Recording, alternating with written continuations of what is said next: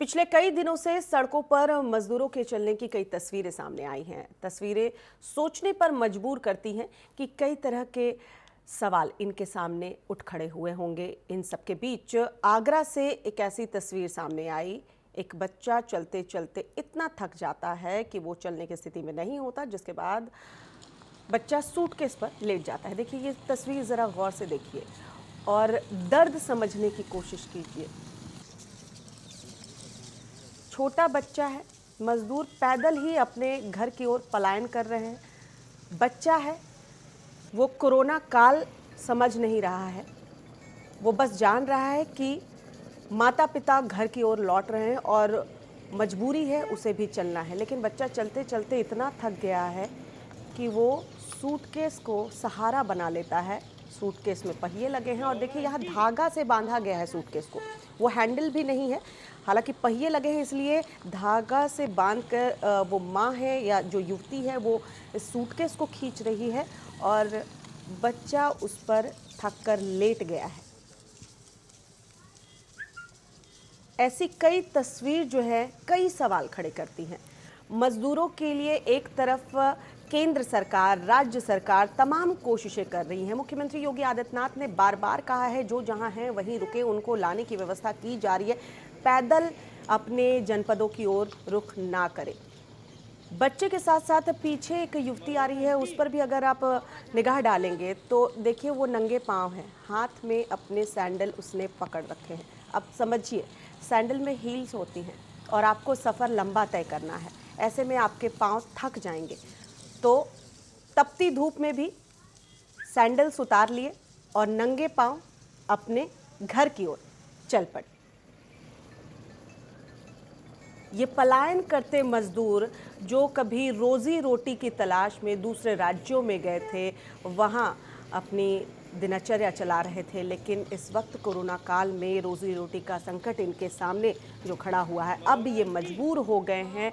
इनकी धैर्य की सीमा जवाब दे चुकी है, इसलिए घर की ओर पलायन कर रहे हैं। छोटा सा मासूम बच्चा थक चुका है तो सहारा सूटकेस का ले लिया। युवती ने सूटकेस को रस्सी से बांध लिया है और खींचे लिए चली जा रही है। बच्चा थक हार कर उस पर लेट गया है।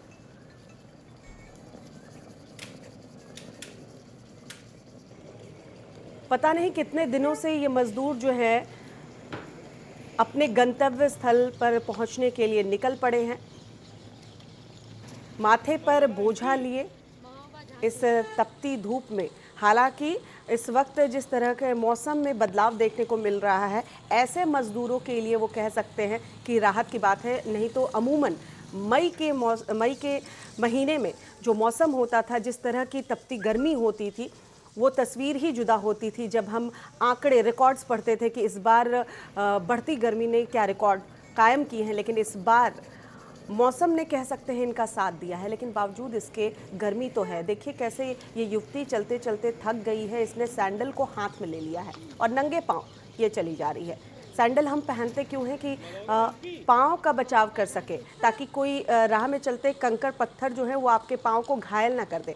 लेकिन यहाँ इतनी थक चुकी है चलते चलते ये युवती कि इसने सैंडल हाथ में पकड़ लिया और नंगे पाँव अपने गंतव्य स्थल तक पहुँचने की जल्दी में ये छोटा सा बच्चा।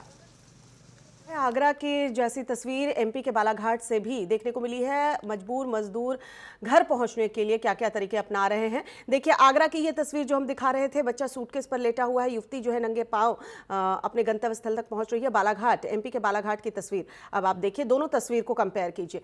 देखिए लॉकडाउन की वजह से रोजी रोटी का संकट मजदूरों के ऊपर आ खड़ा हुआ है। गांव जाने के लिए ये जो है पैदल ही निकल पड़े हैं। समझ में नहीं आ रहा कि कैसे गांव जाए और परिवार को साथ लिया और निकल पड़े। जुगाड़ गाड़ी पर गर्भवती पत्नी और बेटी को बिठाया शख्स हाथ से खींचते हुए एमपी की ओर रवाना हुआ है।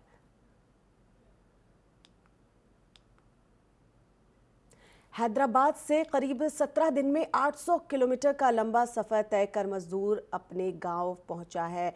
ये एमपी बालाघाट की तस्वीर दिखा रहे हैं। देखिए महिला बैठी है और एक बच्ची गोद में है और शख्स जो है इस तरह से हाथ गाड़ी से ही खींचता और सब जुगाड़ है।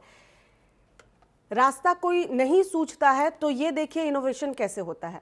इस तरीके से खींचकर एक जुगाड़ बनाकर गर्भवती महिला को और एक छोटा बच्चा जो गोद में है उसे खींचकर एमपी के बालाघाट ये शख्स पहुंच गया। 17 दिन का लंबा सफर।